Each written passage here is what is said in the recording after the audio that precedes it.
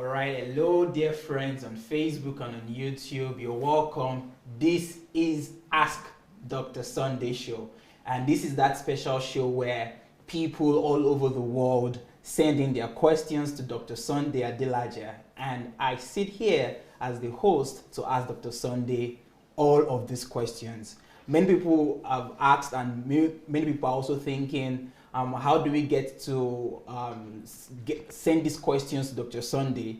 Well, I would like to start by saying that for those of you who are watching live right now, you have the opportunity to send in your questions as you're watching on the comment section on Facebook and on YouTube. You can send in the questions, and if you want to be anonymous for future questions you like to ask Dr. Sunday, you could go to sundayadelajablog.com/ask. sundayadelajablog.com/ask to send in your questions, and by doing that you can be anonymous. All right, so I started first by giving this announcement because I want people to know that they can send in their questions, and I want you to know that Dr. Sunday is always excited to get your questions and to give answers to them. So welcome once again, welcome. And as you join us, I'd like to encourage you as usual to please do the honors by sharing. Share. For our Facebook viewers, you know how to do it, and I'll repeat that you could share by clicking the share icon on your video right now by sharing to your timeline, or if you belong to groups on Facebook, you could share on those groups that you belong, and you could also suggest this video to your friends. You could suggest this video to your friends by sending it to their inboxes.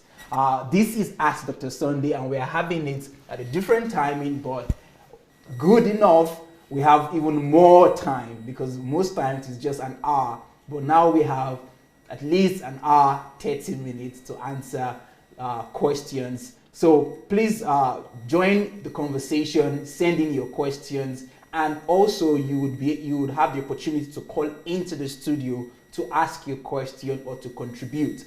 And you can do that by writing to us on Facebook Messenger. So go to Facebook Messenger and search for Move Agents.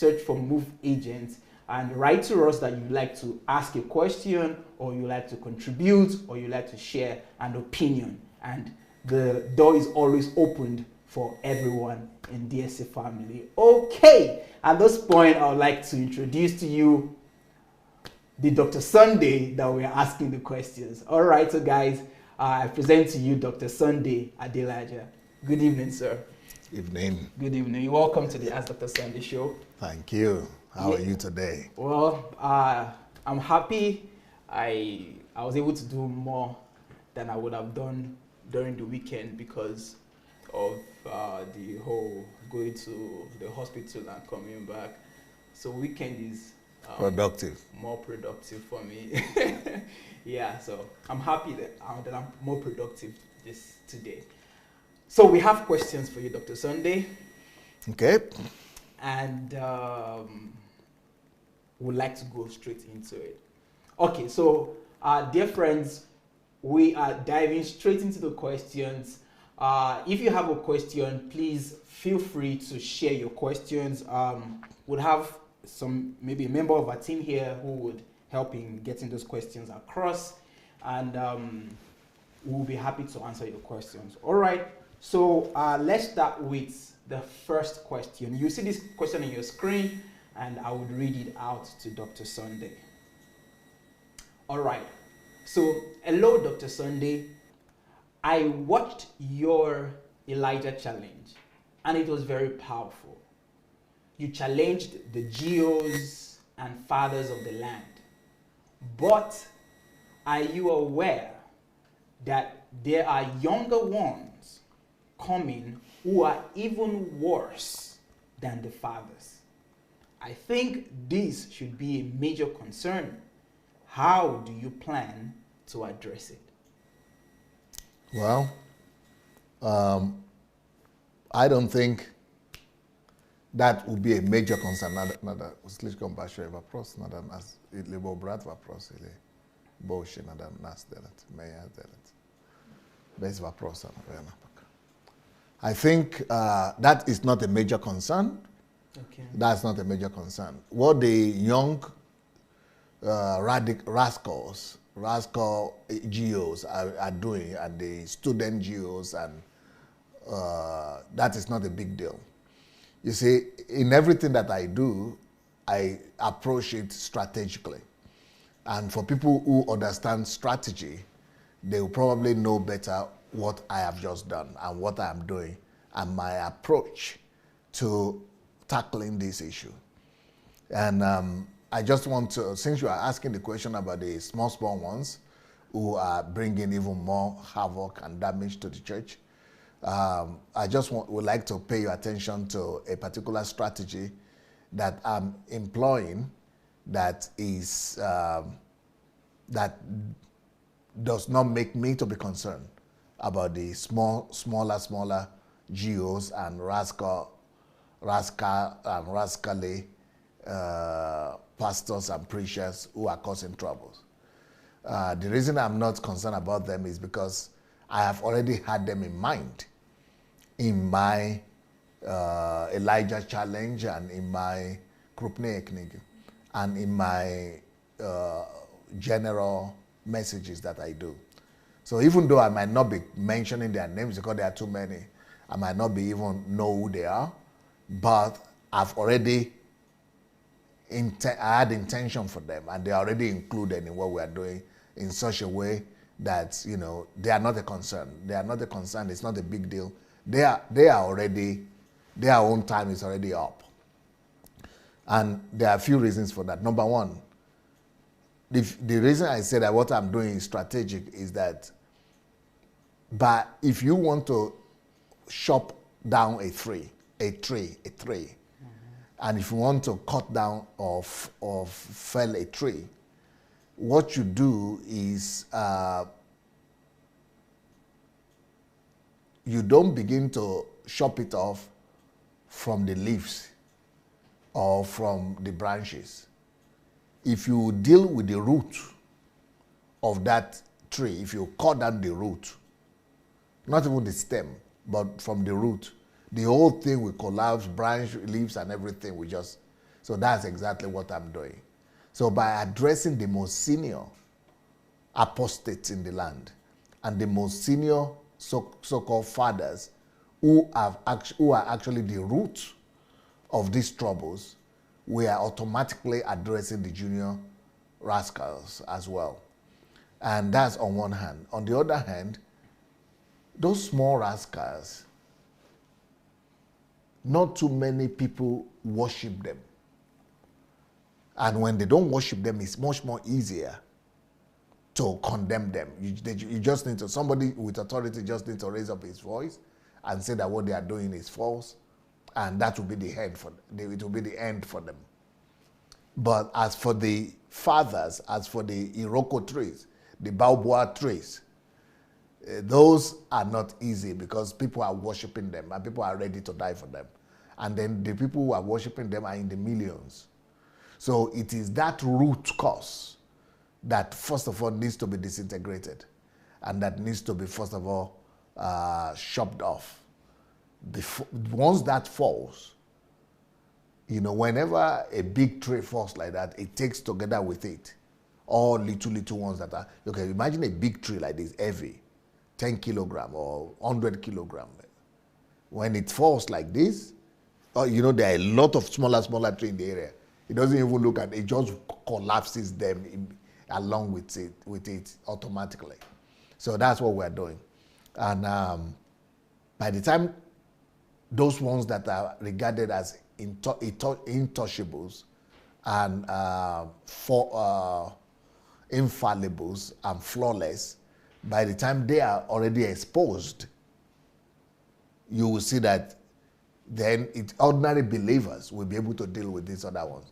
Because ordinary believer will say, if the so-called, if the so geo and this you know, untouchable and, you know, infallible God, semi-gods could be dealt with like this, who are you? Come out for Roger. Ordinary believers will just deal with them. So I'm not so concerned about those ones. Wow. That's a very good. I think that's a very good question, and your answer even makes it better. In the fact that it's always about where you're viewing from, your worldview and your stance, because the person who asked the question saw it as a major concern, and that is quite logical because, I mean, if the younger ones are worse, so that sounds like a major concern already. But your answer is so profound, and it is just deal with the roots. If you deal with the roots, you deal with the captain of the army. The army will scatter, and that's a great one. Well, thank you so much, Dr. Sunday. I don't know if you want to add anything because okay, all right, okay. So, dear friends and family on Facebook and on YouTube, if you're just joining us, that this is Ask Dr. Sunday show. You could send in your questions while you're watching live, and I will be able to read some of those questions, and you'll be able to get your answers live during this program. And you can do that by sending your questions to the comment section. But it is very important that you don't just write your question, but you start with a letter Q. So type letter Q and ask your questions. That would help our team to sift your question from every other comment. And if you're just joining, please kindly share. Let's get people to join into this question. We've gone through the first question and we'll be going to the next. All right. So we'll go to the next question. Hello, DSA. Please advise me. My pastor has brainwashed my husband and made him a pastor in one of the big churches in Nigeria. Now, he's more concerned about giving money to the church than providing for the house. Please, what can I do?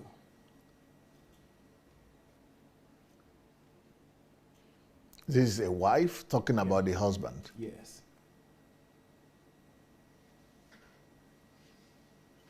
What can you do?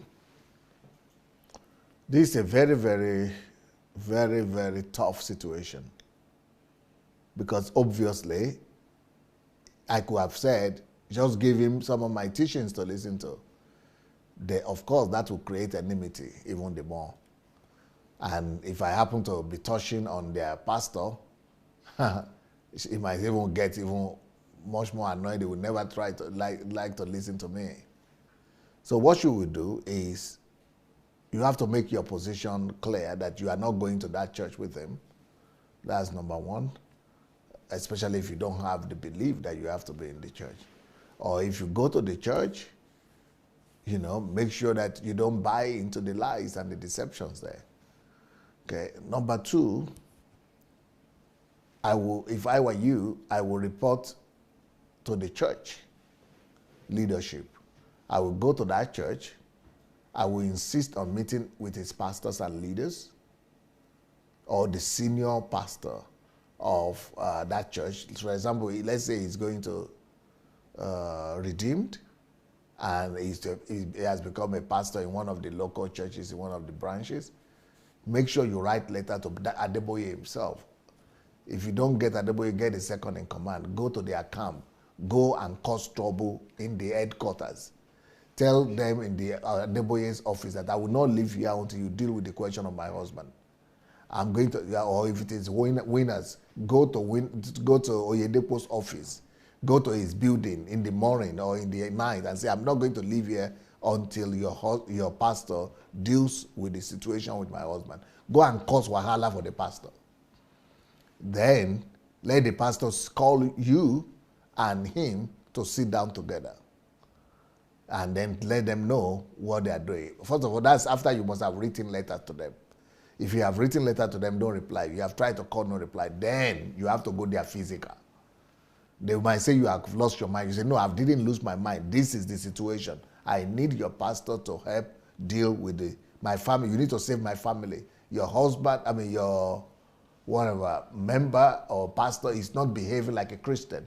He is not, taking care of his family.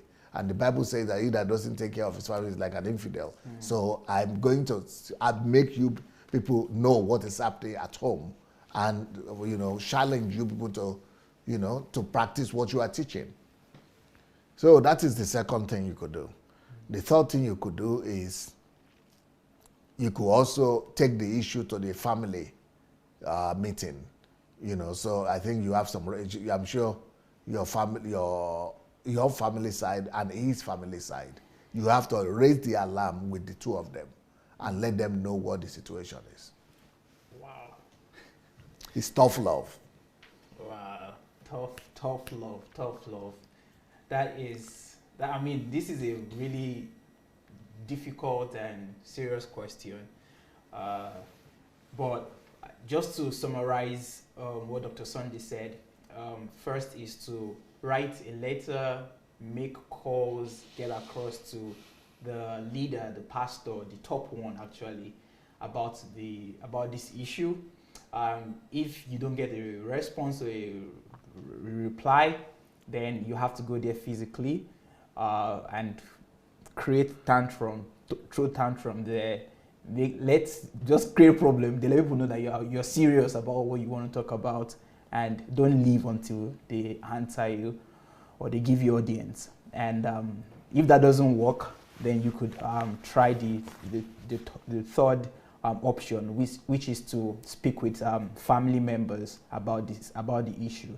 And I want to believe that this would be of great help to this woman or this lady who asked this question, and not just to her, but I believe there are many other women or many other people who are going through this a similar problem as this woman, and the response from Dr. Sunday, I want to believe would help one way or the other. So thank you, Dr. Sunday, for that question. I think that the person will probably be experiencing some fear and some concerns that if he does that the husband will threaten. That's the way most husbands will do, especially African husbands will threaten to divorce her or to chase her away. That you have gone to disgrace me, you have gone to cause me shame. That if you go, that's just fear. You must get rid of the spirit of fear first. You must make sure that you don't submit to those kind of fear and threats. So you just go ahead and do what you need to do. And if after you have gone there to the family, to the church to settle it, and now they still want to, you came back home or you come back home, and then your husband begins to tell you that, okay, I will not talk to you or I will divorce you. You will tell him, I'm going back to your pastor again. Because they are worshiping their pastors. They are seeing them as God. You keep on writing the letter that your man didn't change you. He didn't do what you said, though. Let's meet again. If not, you go and cause another trouble there. Well, that's true. And I really just looking at the terrain in Nigeria, I can imagine how difficult it would be for an average member of the church to gain access to these top leaders. That's why you've got to cause scandals. They don't like scandals. They don't like noise, and they don't like for things to be known. That's why they celebrate the plague of silence. Yeah. So, but you have to break that plague of silence if you want your problem to be resolved.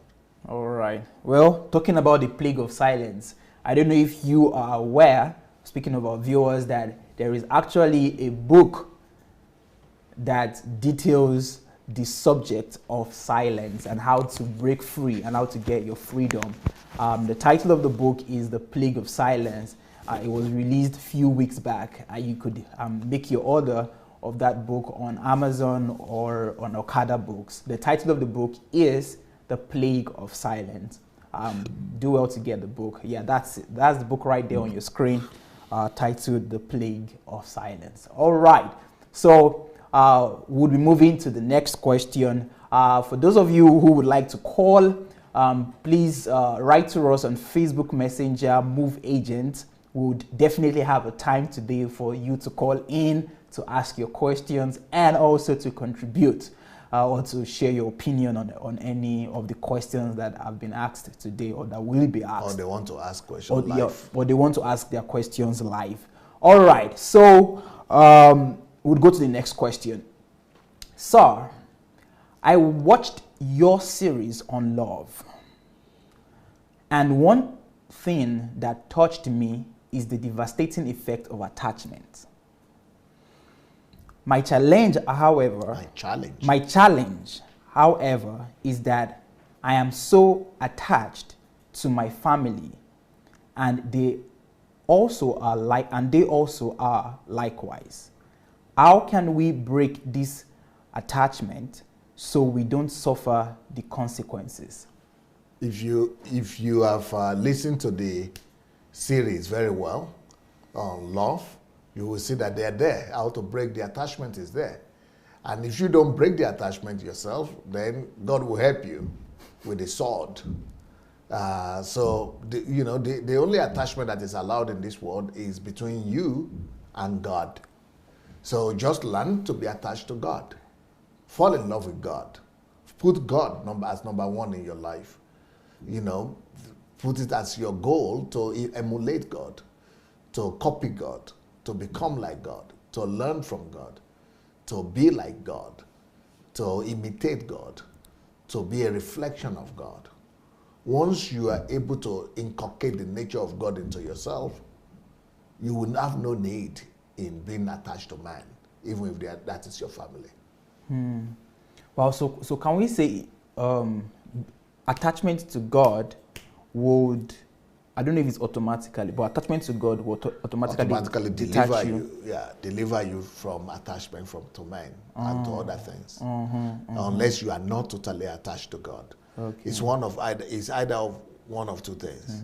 Either you are attached to God or you are attached to something else. Wow. Okay. Great. Because why I ask that is because I'm thinking of it's going to be more difficult to detach if you want to just try to detach yourself from family members. But I think this is definitely a better option, that you're not conscious about detaching yourself from your family, which is definitely going to be difficult, but instead just get attached to God. And your attachment with God would help in the detachment. Yeah, automatically. Well, that's definitely a better option. Yeah. All right. So we have one of our viewers online who is asking a question, and he's saying that, maybe this is not a question first, but he's saying, please, can you load more books on Okada app? I guess he's in Nigeria, and he's asking if you could please load more books on Okada app. Yeah, I think that is Igor.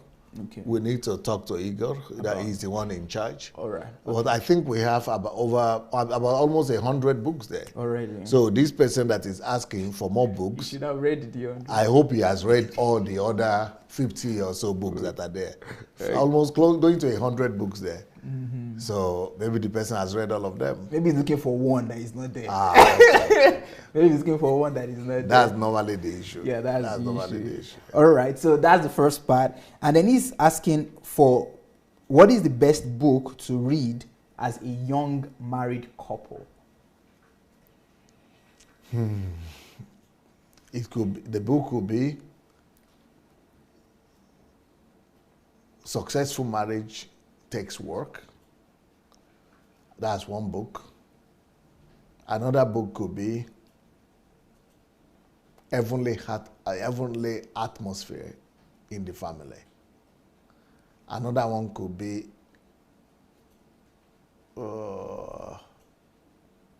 what do they call that? I think it's called Family Success. Okay, on one side of it is Pastor Bosse, on the other side is me. So I think it's called,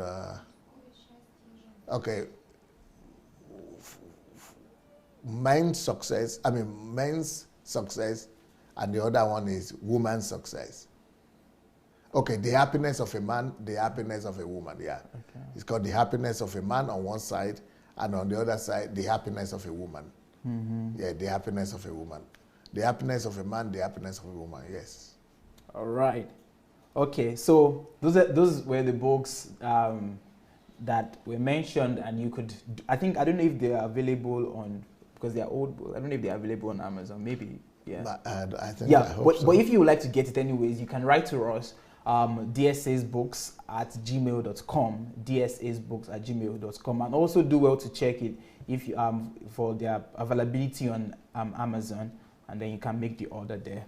All right, so thank you for dropping your question. For those of you who are watching us right now, friends, you could ask your question also as you listen to us by typing letter Q and asking your questions on the comment section. And this applies to both our Facebook viewers and our YouTube viewers. So just type letter Q and ask your question. But if they want to call, and if you want to call, you with could, your question? Yeah, with your question. If you want to call with your question, you could do that by writing to us at Facebook Messenger Move Agent. Facebook Messenger Move Agent. Just write to us and tell us you want to call, and we would call you back. And we will call you back. Okay, so let's go to the next question on our slide. All right. Dr. Sunday, thank you very much for all you do and your teachings. I have a personal challenge I have faced all my life, and I need your advice. Hopefully, I would stumble on your response one day because I want to be anonymous. I'm a guy and I am struggling with homosexual thoughts. I love God and I sometimes feel bad. How can I overcome it? Okay, homosexual thoughts. First of all, you have to overcome it the same way you overcome all other sexual thoughts and sexual sins and temptations. There are 2 books I have in this line. And one of the books is called Understanding and Overcoming Masturbation and All Other Sexual Sins. So, of understanding and overcoming masturbation and other sexual sins. Just look for understanding and overcoming masturbation. Then the next book is called Sexually Free, Living Sexually Free. Those 2 books will be able to help you a great deal. Mm-hmm. But you could also go and consult with a professional. Good. Christian psychotherapist. Psychotherapist. Great, great.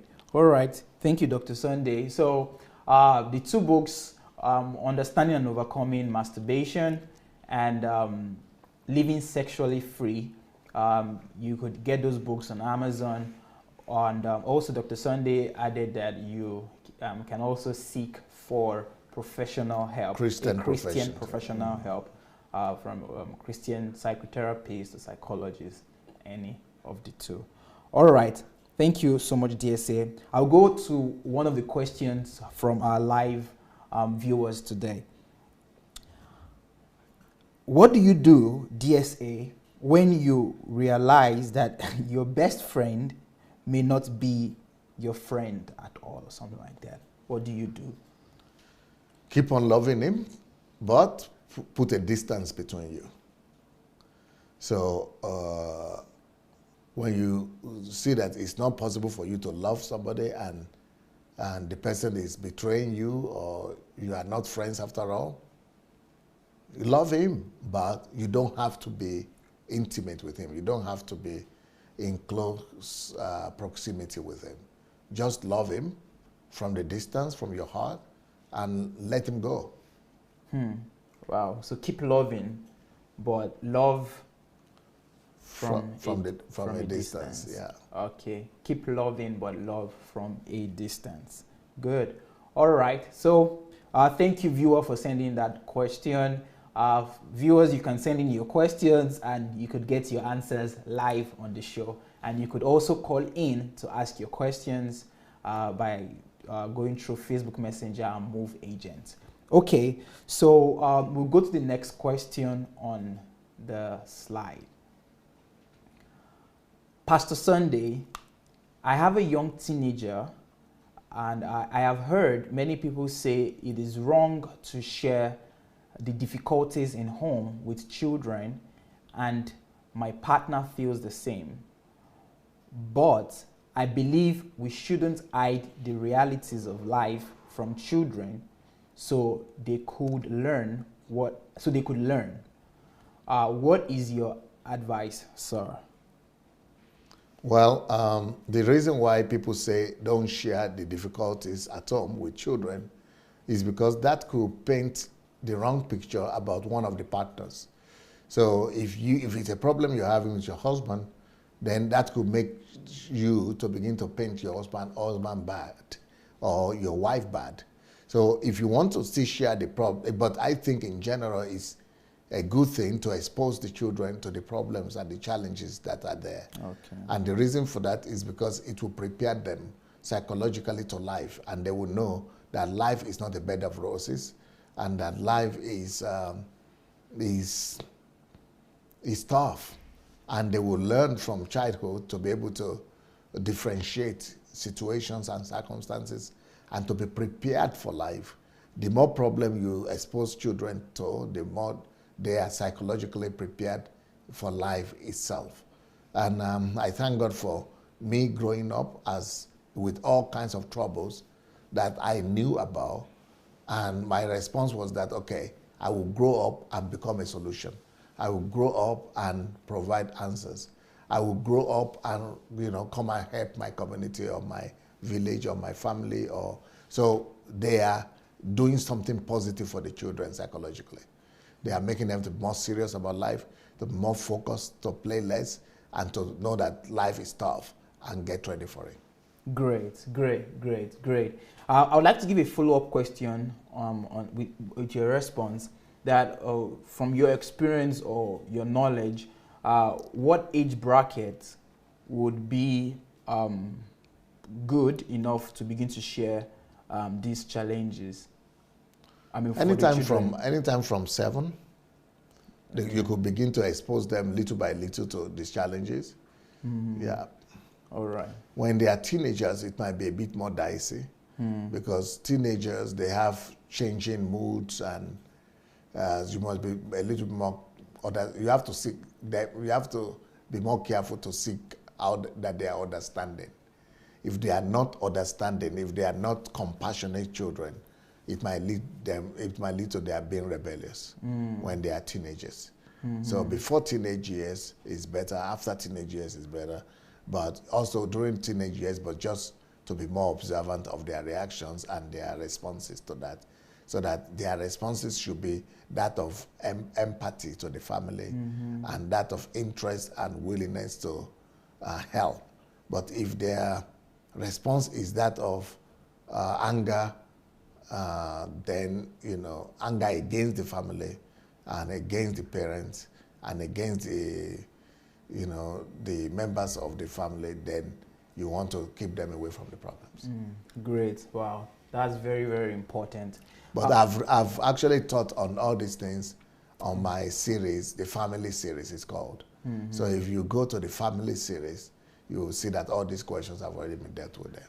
Wow, great. On YouTube. Great. I wanted to follow up on a question though, which I would like to. Some parents would prefer to share a challenge that has been overcome. I mean, that they went through and they overcame it, than sharing a challenge that is ongoing, which they're still going through. Is there any advantage in either of the two, or could there be any difference between sharing a problem that has been overcome or sharing a problem that is still ongoing? I don't know if you can help with. The problem that they have overcome, sharing that one, is talking to your children from the perspective of a hero. Okay. And is more like supporting your ego and keeping your image upright before the children. But when you talk to them about the problems that are ongoing, then you are letting them see your vulnerability, and you are allowing them to see that you are human too. And that would do actually more good than the other one. Wow. This is a major mind shift. What you're saying is you're saying it very calmly and very easy, but it's something that, I mean, a typical African parent it's like a huge mountain to do. And that's all connected to ego. And I think also well, there's definitely the impact of culture into it. Some cultural beliefs to just make sure you protect your children, don't share things like that. Don't let them even know you're going through problems and things like that. But the logic behind it is very sound because it prepares the children for life.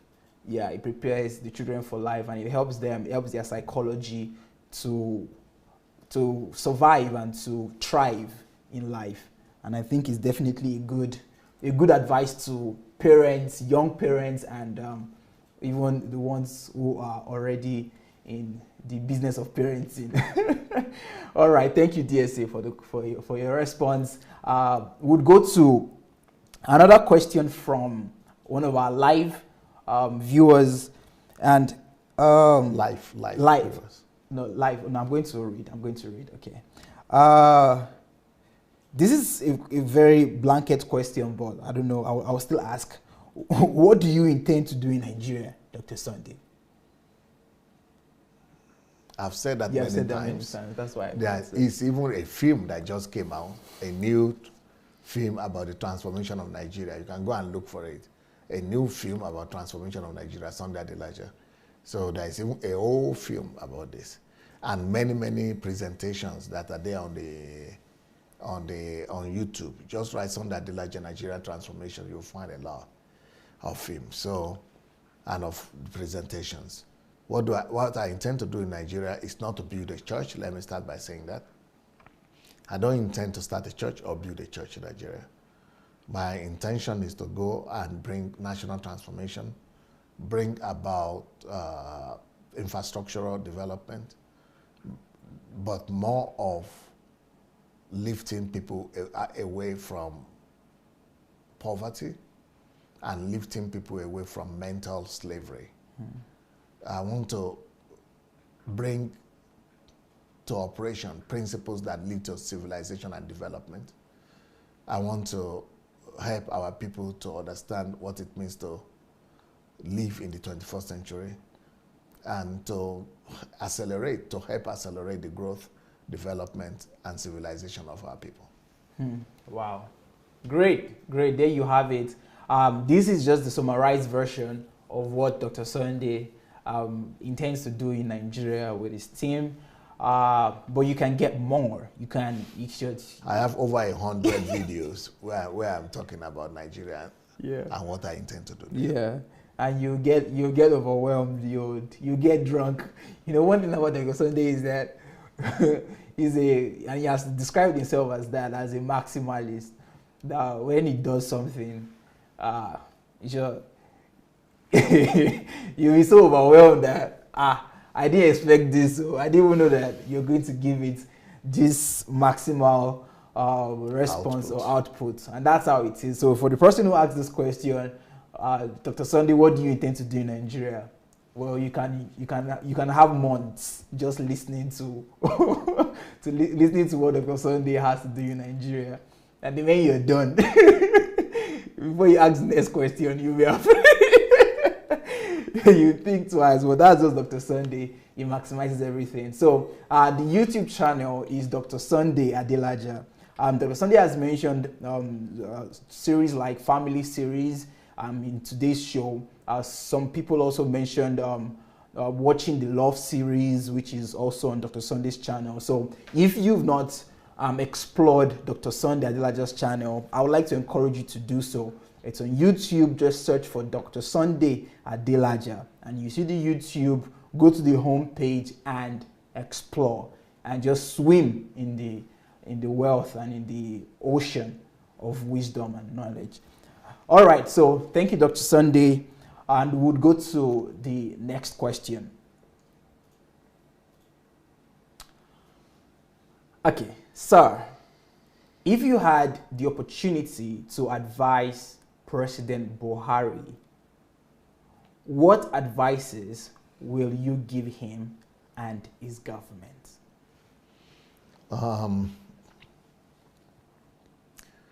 The first advice I'm going to give him is for him to pay more attention to value, to the place of values and virtues in developing a nation.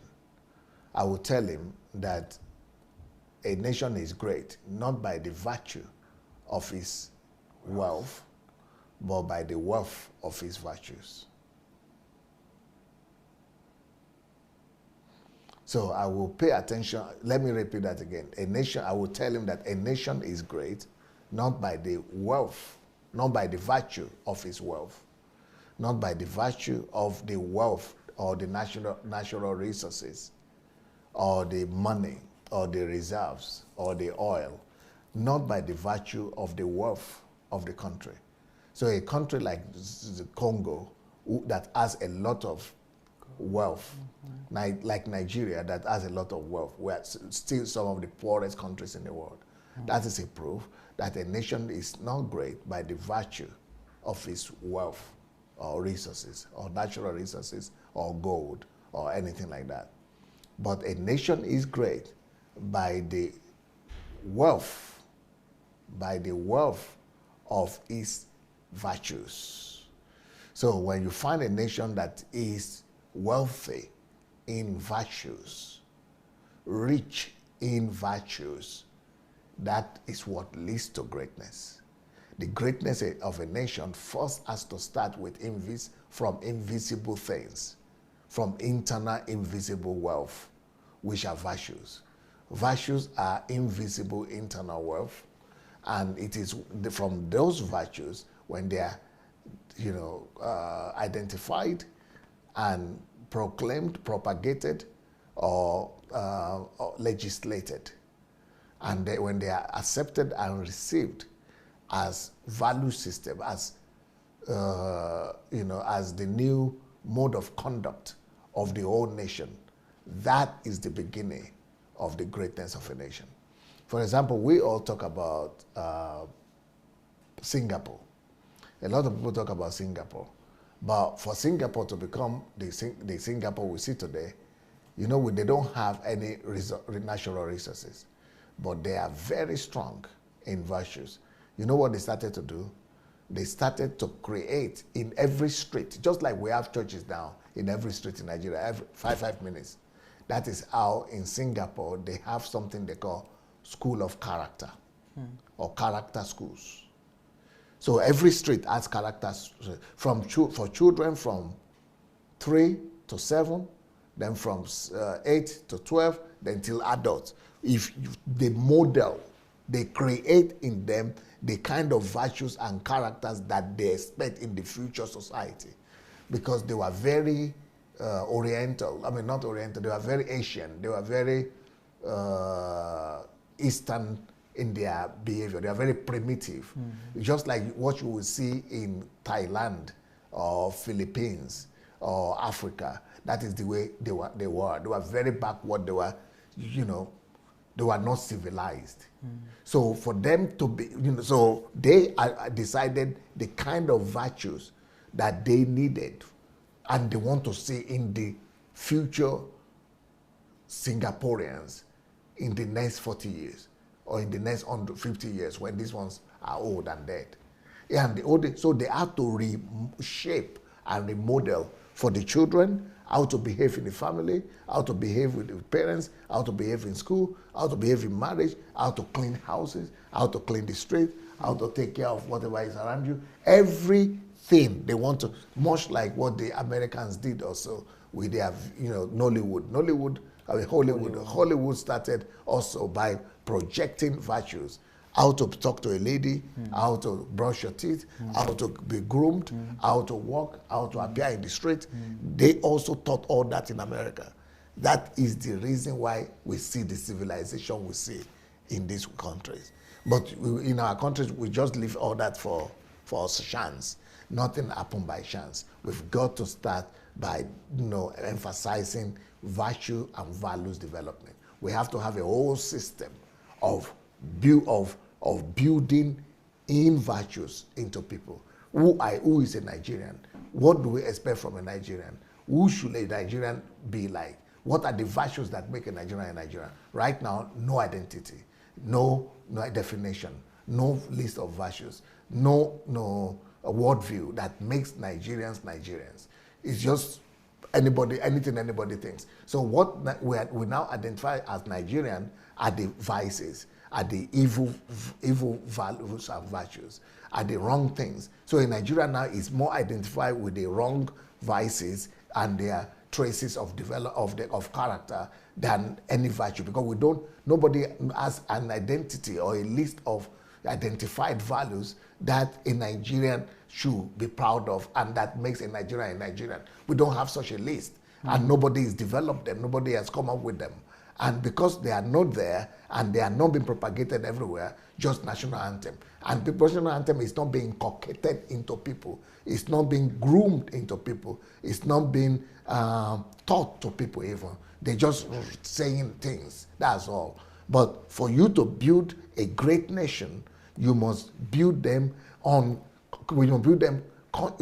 consciously, intentionally. You must build into them virtues, because nations are great, or a nation is great, not by the virtue of its wealth, but by the wealth of its virtues. So the wealthy a nation is in virtues, the greater that nation becomes. Wow.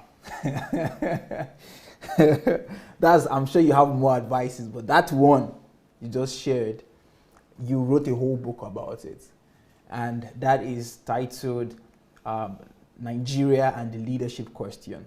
And you addressed, you addressed this issue, not extensively, because you talked about a lot of parts with this your response, but at least that book addresses the Nigeria. Will you repeat it to them? Okay, the title of the book is Nigeria and the Leadership Question.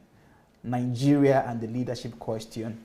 And that book addresses just a tip of the iceberg of what Dr. Sunday talked about, that the problem with Nigeria is not leadership. I mean, Pastor Sunday went heads on what Chinua Achebe said, that the only problem with Nigeria is with our leadership.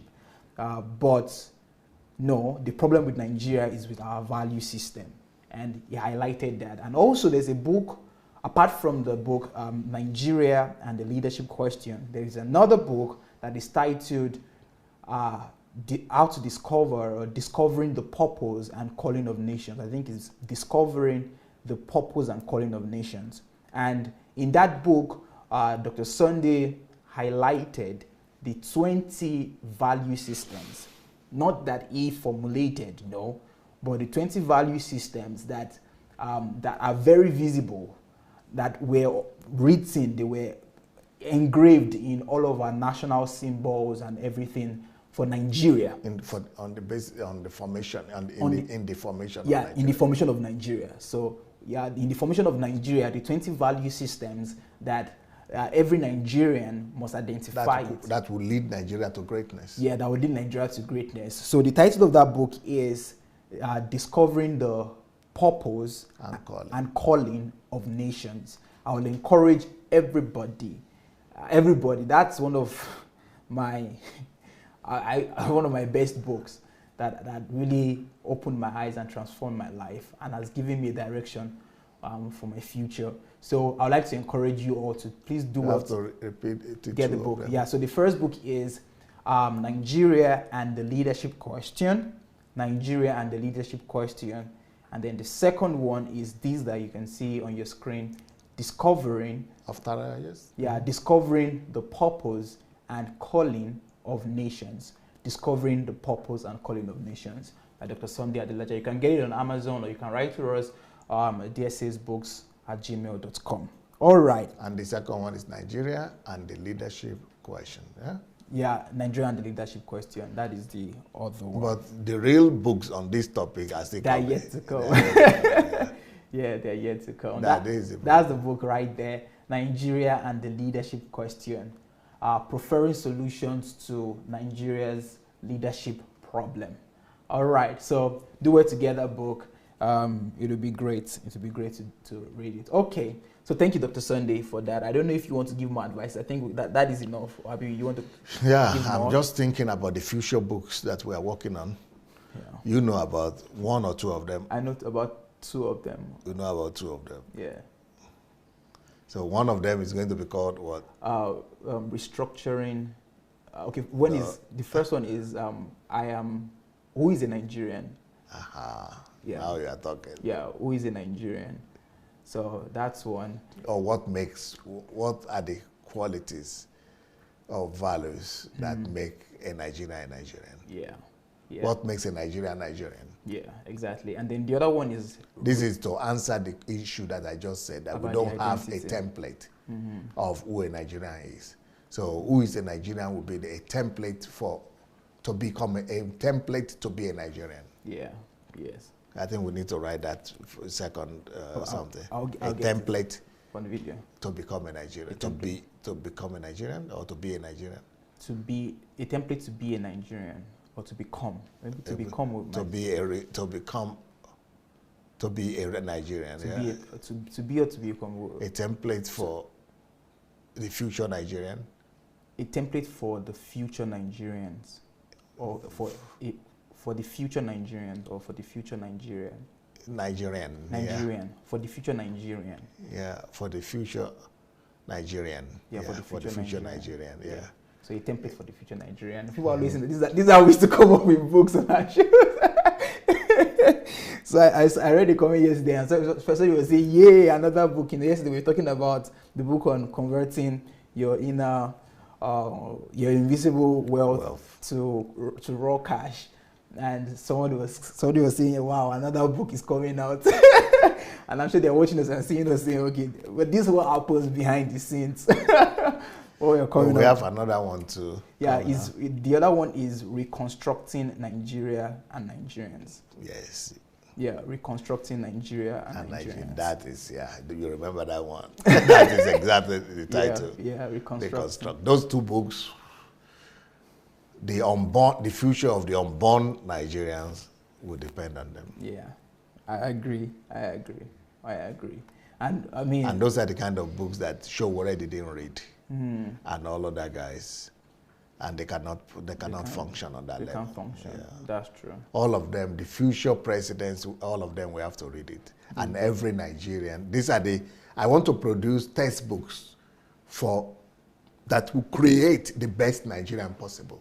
So there'll be 2 or 3 of those books that will make us to create the best human beings called Nigerians. If Nigerians will read them and follow them, they will become the best human beings on earth. That is the idea. Great. Well, books like this revive hope. That is definitely future. There's a future. But at least I would have created it. Yeah. It will be available there. Yeah. Because when I was even growing up in Africa, I didn't know that this is. But in my heart, when I was hearing about Awolowo, Zeke, and that they are the fathers of nation, they are the founders of Nigeria. I was thinking, because I was hearing a lot of books, even in my house, we had them. One is called The Word of Wisdom. One is called The Word of Knowledge. One is called, all these are from Obafemi Awolowo. So what I was expecting to see in those books are, number one, works by Awolowo on what is a Nigerian, that they see. That they see as. And what is Nigeria supposed to be, an instruction of how Nigeria is going to be, instructions on and templates of who a Nigerian is, what Nigeria is supposed to be. Those are the things I expected to see. Seen those books. But when I started reading them, I grew up, I saw that it's more politics and politics. They are not the kind of thing. So I have to do it because nobody has done it. True. And very few people are thinking in that direction. Yeah, when you hear the campaigns and people talking about what they want to do in Nigeria, it's just the same rhetorics. I'm going to fix your road, I'm going to create jobs, I'm going to fix the lights, I'm going to do all of these things, but the the thing that really determines the greatness of a nation and that would lead to real transformation of a nation, very few people talk about it. It's like they don't even have an idea. Like you don't even, I mean, every other thing is their concern than this major thing. Okay, like even with Buhari now, everybody is talking about Buhari and how I talk about his integrity, and everybody is talking about his integrity. But they are not, they are just, even the APC people, they are just bragging themselves that, oh, the difference between APC and PDP is Buhari and his integrity. Mm-hmm. But the problem is that why can't they duplicate and reproduce that in all their members? You see, that is another thing that is lacking. Yeah, that's true. And that's why people always say that, oh, Buhari might be good, but he's surrounded with thieves and corrupt people. And so because of that, he can't do so much, he can't do well. So I agree with you that the value should not just be on one man, but it has to be a national orientation. The whole, it must be propagated, it must be engraved, it must be legislated. That is how we can really transform a nation. That is how we can really transform a nation. All right. Do we have a caller? Okay. All right. Okay. So thank you. Yeah, some people might want to. Okay, some people might want to call, because we have not so much time to contribute. You have to contribute or to ask a question. So to do that, we still have time. We still have half an hour. Half an hour to go. So just to announce, if you want to contribute or you want to call, just go to Facebook Messenger, write to us there. Move agents. You see, move agents. Write to us. That move one word. Move agents. Yeah, move agents. Move agents. Just write to us that you would like to call in, and we would call you at the appropriate time. We'll call you at the appropriate time. Okay, so we have a question from one of our live viewers. He's saying, good evening, DSA.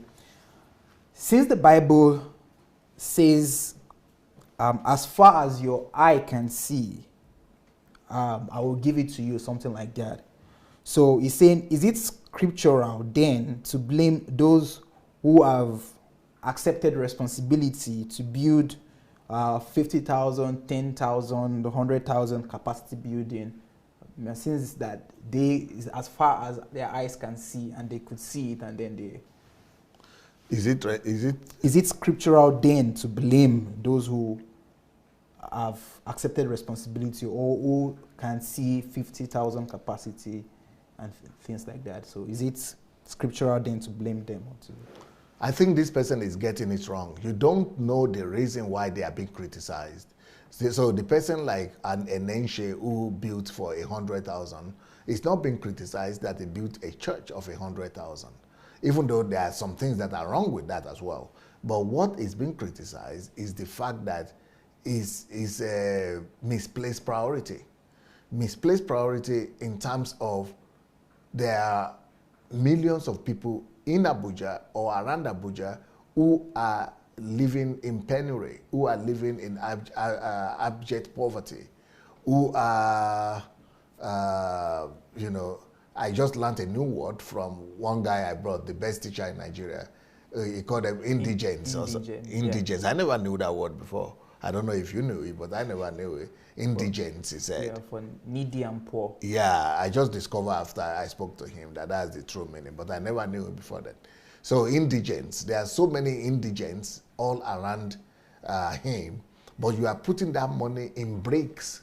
You are putting that money in structure rather than in human being. So it's about priority. What does God, who did God die for? Did God die for structures? Did Jesus give his life? Did Jesus give his life for, buildings, for bricks? Or did he give his life for people?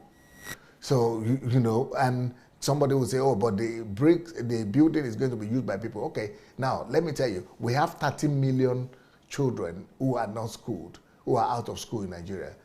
Just 10% of that money that is spent to build that building is enough to take all those 10 million children or 30 million children out of school. So will you rather go and put that money in a structure or will you rather use that money to take care of 10,000 destinies or 10 million destinies that will go ahead to reproduce God and you. And I think that would have been better. 10 million. What is a 100,000 seater when you can take care of 100? Even if this old money, it's the same amount that is needed to take care of 10 million. Can you imagine 10 million human beings? And then 100,000. 100,000 is nothing compared to 10 million human beings. And then the money to take care of the 10 million is nothing compared to the one you use to build a building that you only use every week, once and on Sunday. Other days during the week, you only use small rooms. You don't use it. And then you have so many poor people, poor families, and you see that in the Bible, the emphasis of God is on the poor. Is on the orphans and the widows and the distressed people. But that is not the emphasis of our pastors in Nigeria. The emphasis is on building their own empire. They are building their own empire. And that is exactly what Jesus said we shouldn't do. Because he said, in that day, you will see that there will be no stone upon another stone in this place. It will all be brought down. That's why there is no more temple of Solomon in Israel today. And that's why Jesus said, no, you don't need a building to worship me. For you to worship me, you will not need to come to this mountain or that mountain. Or you will not even need to come to Jerusalem anymore.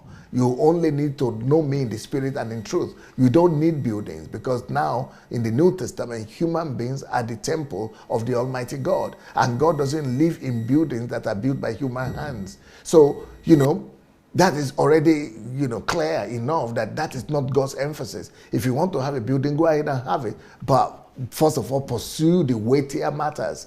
And the weightier matters in the eyes of God are matters of justice, matters of love, matters of kindness, matters of, personal relationship with God, knowing God, knowledge of God. And you cannot know God, you cannot love God without loving people. And Jesus said, by this shall you know that you are shall people know that you are my disciples, by love that you show. And love that you show not to your ego, not to building buildings and structures, but to building people. So that is where the problem is with those people who are building structures and why they are being criticized. It's not that they have an ambition or they are saying something and they are realizing their ambition. Good, but put God's priority above man's priority. Man's priority is building. Man's priority is ego, is properties, is numbers.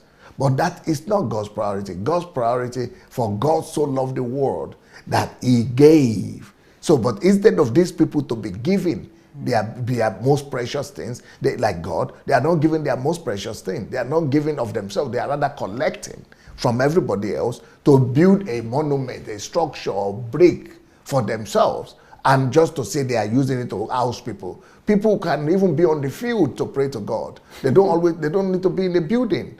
And then when these same people are hungry, when these same people cannot send their children to school, when these same people who come there to pray cannot even eat 3 square meals, and then you are saying you are putting that money in structure. I'm saying the $1 billion that was used to build that building, or over $1 billion, that is the structure that you are seeing there. It's in building, it's not in people. It's not given to the same 100,000 people who come there to worship. If the money has been invested in them, they would have changed Nigeria. But the money is not being given to those people to empower them. The money is being put in the bricks.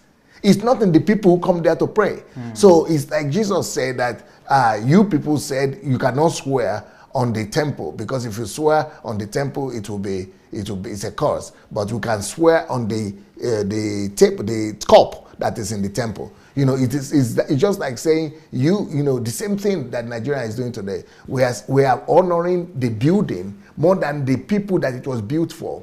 We are spending money not on the people for whom the building is built for, but you are spending money on the building that is built for people, not on the person that you are building for.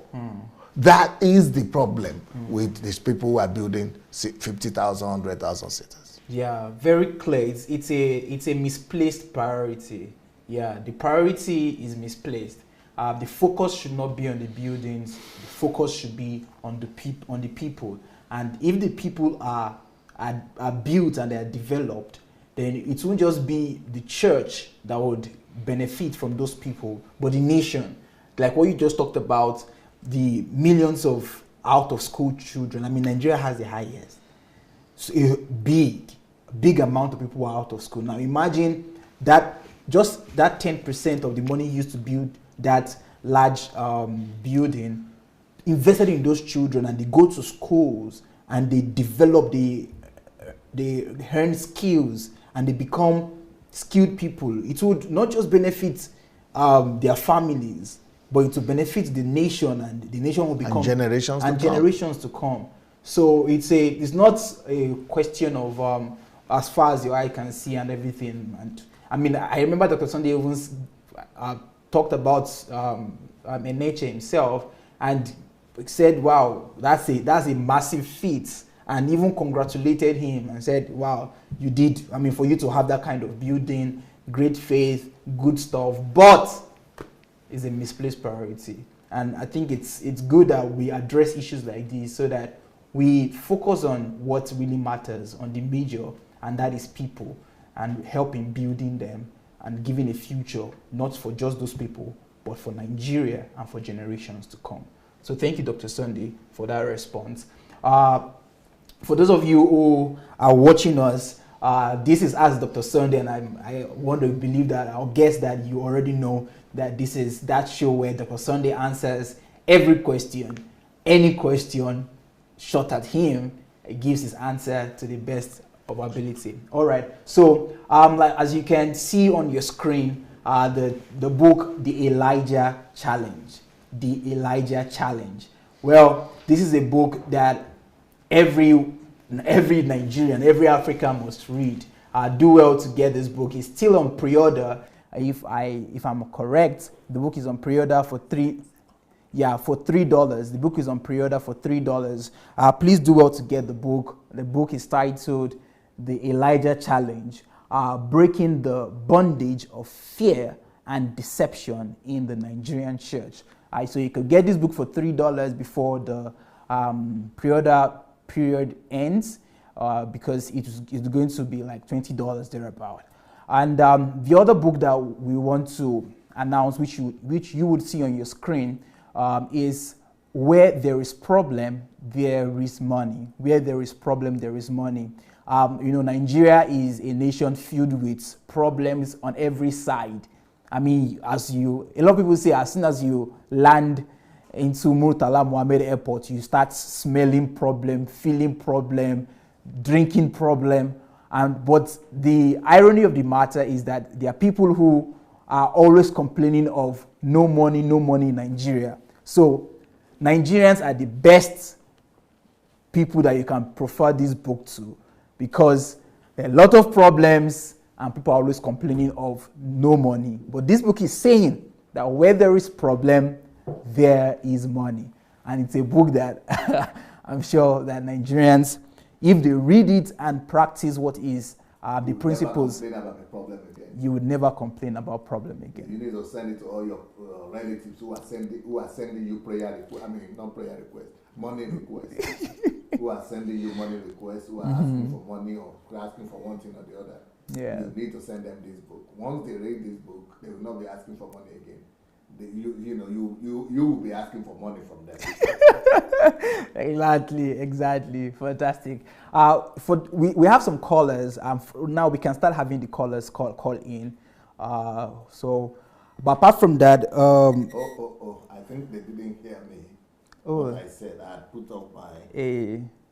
Okay. Sorry, I was saying concerning the book that you are saying, where there is problem, there is money. That it's not just needed for the Nigerians; it's needed for the diasporans.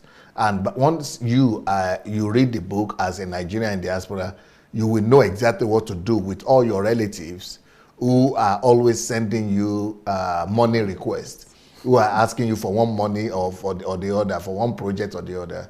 Once you read this book, you will just send them the book. By the time you send them the book, they will not ask you for any money again, because all the problems they are talking about, they are in this book. They will find a way of turning each one of those problems to opportunities and to money. So this book is talking about how to convert problems to money. And so instead of them asking you for money, now soon they will be blessing you with money. That's what the power in that book. If you could get a hold of this book and read it for yourself, every problem you see today, you'll be thinking that you'll begin to discover it is money you are discovering. So the more problems you have in the country, the more money there is. But the problem is, how do we convert the problem to money? And this is what the book is talking about. How to convert any problem to money. Wow. How to convert any problem to money. Great, great. Okay, so we have the opportunity for people who would like to call into the studio to ask their questions. You could do that by going to Move Agents. That is on Facebook Messenger. Go to Facebook Messenger and search for Move Agents and write to us that you would like to call in, and we would call you. You could call to ask your question. You could call to give a contribution or to share your opinion. The line is open now for you to write, not to call. For you to write and not to call. Not to call? Not to call. They shouldn't call us. We would call them.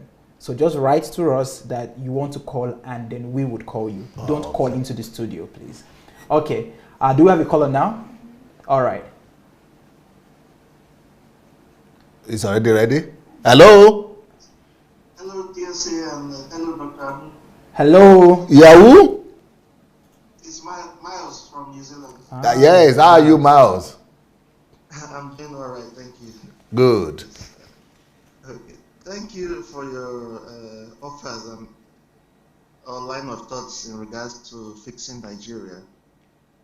You know, they are really very brilliant, and I really identify with them. Okay. But in reading some works like historical works on society, I came to realize that in reading what? There's some works on society. Some societal work. Oh, okay, okay, yes. Yeah, I came to realize that there is no single black nation that is doing so well at the moment.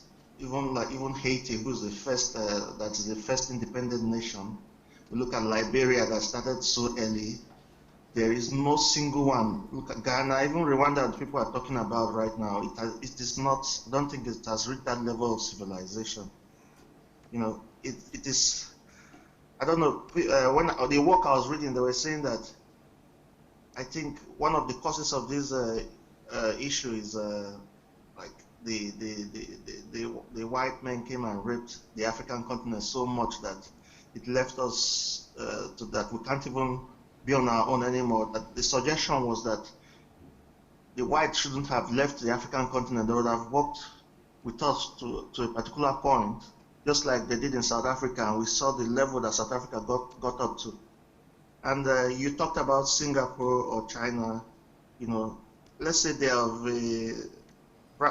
of brown skin color, and let's say that they were not raped as we were raped in the African continent.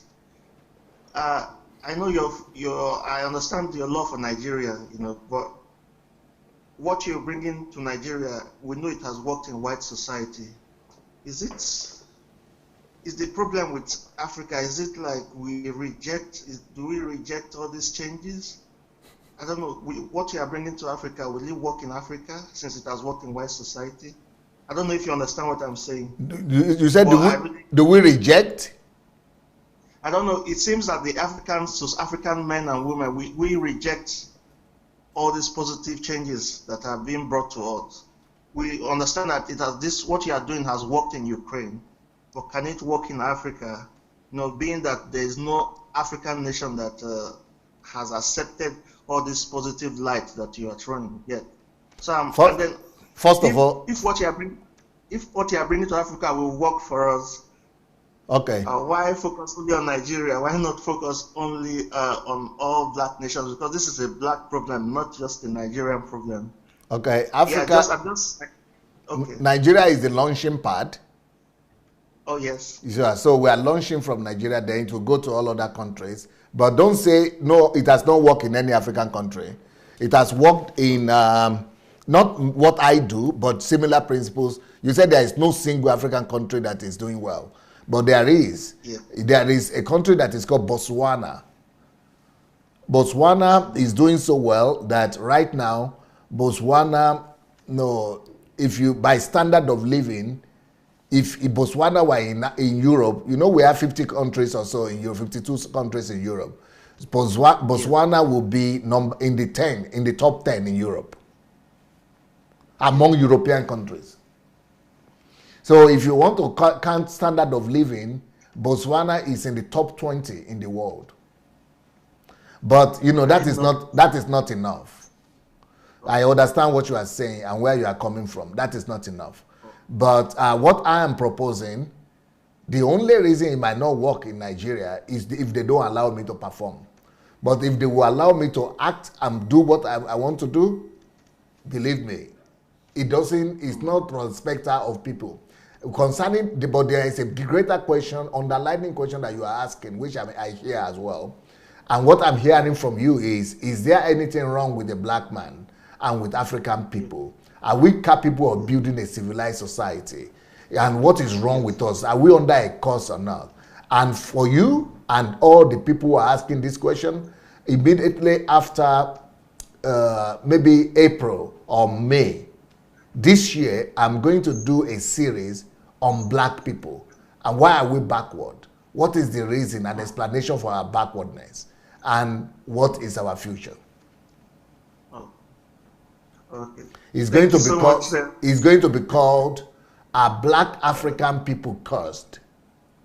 Wow. And I'm going to spend 1 month just dealing with that question. Every day for a month. Well, I'm looking forward to it, dear sir. You are an intellectual giant. It will interest you greatly. Oh, thank you so much, sir. Thank you, sir. Okay, bye, sir. Wow. Imagine, that's something that we all whet some appetite for April. About the question. It might be April or May or June. Yeah. Is the black African or are the black Africans people cost? Yeah. Well, great. I'm just thinking about that. But well, let's see if we can have a question before we have a call. A call. Yeah. So let's try to have a question and then we'll have a call. Okay. Let's go. Yeah. Let's just have it. There should be one more on the screen. Okay. Dr. Sunday, how do you settle a rift between parent-in-laws? So this is not a rift between son-in-law and daughter-in-law and their parents-in-laws. No, I think this is between two sides. Yeah, the two parent-in-laws. Yeah. How do you settle such a rift? Number one, it starts with getting rid of ego, which is basically humility. So people, both sides, or at least one of the sides, must humble themselves. Secondly, after humility, these two sides, or at least one side, must learn to honor the other side, or respect. Thirdly, another way to resolve it is through the children. The children could say, for the sake of our love, we love one another. And because we love one another, we beg you on our knees, please love one another and forgive one another for our sake. We are your children. I think this might be a good way to go. Wow. Well, there you have it. How to settle or how to handle a rift or rifts between parents-in-laws. So how do you settle a rift between parents-in-laws? All right, thank you, Dr. Sunday. Right now we have maybe 10 more minutes to have our callers. So we're going to put a pause to our questions at this point so that we could have callers to call in and give their question, their contribution. So the floor is open. Do we have a caller now? Okay. So we're going to have, so is the caller there? They are going to call. They're going to call. All right. So meanwhile, let me see if there's an additional question here that I can ask. Or comments. Or comments that I can We already read. have a caller. Okay, we have a caller. All right. So let's have the caller. Hello, caller. Hello. Hello. Good evening. Good evening. Dear, I said, Nami again, no. From France? Yes. That is Grace or who? No. Messi. Not Messi. Messi from France. Yes, I remember. Yes, sir. What the one I want ask then? Yeah. This thing I what it don't they happen. So I know say you will give me the answer. Okay. The thing be say, it can't be say my husband now no, he not there with me. So me I dey for France. Yes. So in the work for where in dey for room. So Okay.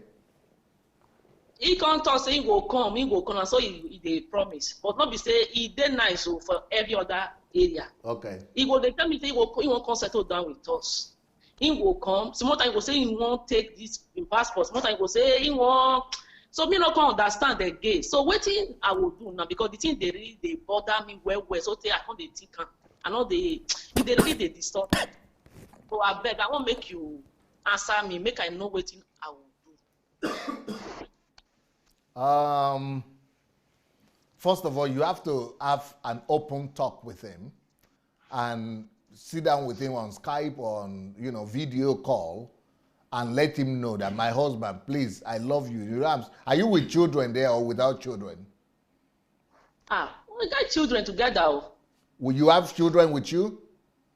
Yes, now we don't. Yes, we don't marry self. How many children? I think 2. 2 or 3? Plus it's more one way them. I can't be 3. Okay. So you have to let him know that you love him and you are ready to wait for him, but you need his assurance and you need his affirmation. So if he is very nice the way you are talking, then just tell him that you are praying for him, that but you are concerned that you should just But if you are in France, why can't you travel to meet him in Rome? That's very close. Yes, I dey go. Me, I dey go. I dey go there where I dey go Rome. I dey come. I dey go. Inside they come here. They come. Only say now children don't they grow. It can't be say now these children. I don't want make them grow without papa. Me won't say make him come sit there with the children so that the children will grow with her. You understand me? Yes. Now you make me dey say I don't reach because I know say I grow with my parents. I know how it be where we say only woman. You know, put for our side where we for come. You know, go make only woman they raise children. Children where only woman raise. You know, be like waiting, papa and mama raise different. They day. And now tell her say time don't reach. Make it be say he come so that the children will grow with her. And now that one I make me the talk. So he don't say he will come. Some more time he will say he can't be say I won't take my passport first. I won't take this one first. So now he make me think on they bother me. So now he make I say I don't know. I be not one patient again. Now he make me say make I fair talk to you first. Thank you. Yes. So no, you have to take it easy. What I will advise you to do is, even if he cannot come down, let him be having a session with the children every night. Tell him to give you an appointment. You will gather the children together every 10 o'clock or every 8 o'clock, whenever it's convenient for him.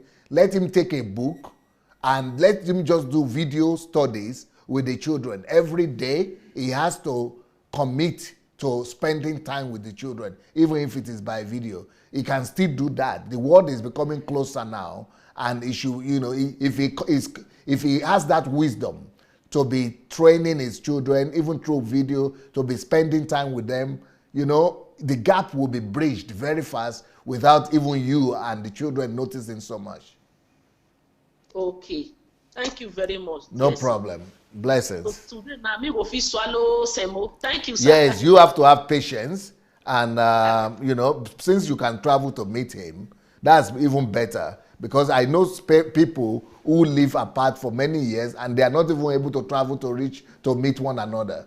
But you can travel to meet him, and it's much more better. But as for the children, then it could also be grooming them and parenting them even on video.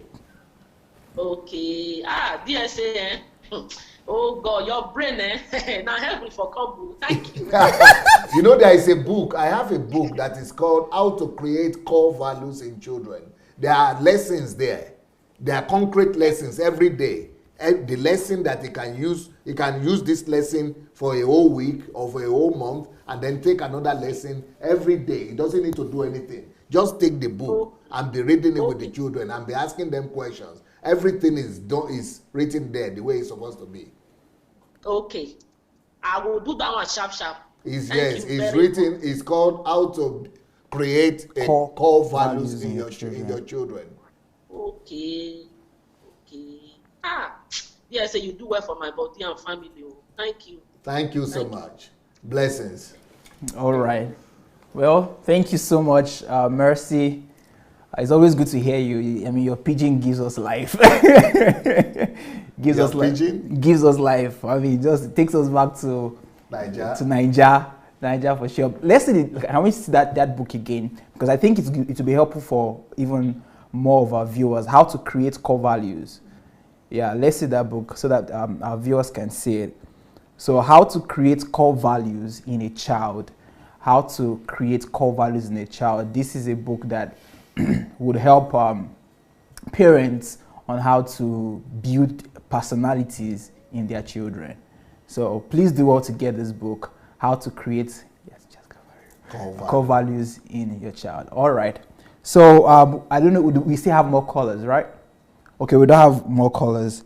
If you want to call, we still have 5 more minutes. Let me announce. If you would like to get answer to your question, you heard what? Or comment. Yeah, what Mercy just said. She was happy that she got her answer direct. If you would also like to be like Mercy, you could do that by writing to us on Facebook. There is something she said funny. Swallow semo. Is that what she said? No, before that. Before that. Which other thing to say? The DSA, your brain is something. This is that, yeah, your brain are from heaven or something like that. Yeah, but pigeon is life. But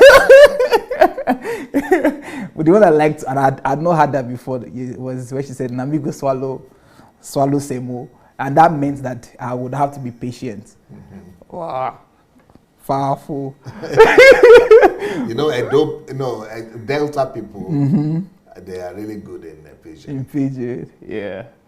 Great. Okay, so if you would like to call, please do that. I would like to announce or give some announcement, very important announcement at this point. We have just 1 week to go. Before the HMT. Yeah. For the HMT to begin. That is on the 2nd of February to the 7th of February. The HMT History Makers training would be happening live here in Kiev. So for anyone who would still want to catch on to attend this HMT, you could do that by quickly writing to us at hmt@godembassy.org or go to register on sundayadelajablog.com/HMT. sundayadelajablog.com/HMT to register for the HMT program. And also, if you like to subscribe for Dr. Sunday's mentorship program, which is free online, you could do that by going to sundayadelajablog.com/mentorship. sundayadelajablog.com/mentorship. And also, if you want to ask questions like we have today, but you want to be anonymous, you don't want people to know that you're the one, you could send in your question anytime. It's always there at sundayadelajablog.com/ask. I repeat, sundayadelajablog.com/ask. You'd see an interface there where you can send in your question, and we would receive your question from there and ask it in subsequent ask shows. I don't know if we have any other caller. If we don't, then I think our time is expired, and it'll be good for us to bring the show to an end. So thank you all for being with us. This is the Ask Dr. Sunday show with Anu Ojo. And if you've not shared, please kindly share. And at this point, I would like to give it to Dr. Sunday to end the show. In the next 30 minutes, I'll be coming back to you again on the program, how to know God through the Holy Spirit. But if you want to be receiving our messages every day on WhatsApp, on your WhatsApp, on telephone, please do send us your WhatsApp number, and our number is +38 098 596 3838. You see it on the screen now. +38 098 596 3838. And in the next 30 minutes, I will see you with the teaching on the Holy Spirit. Thank you so much. Peace.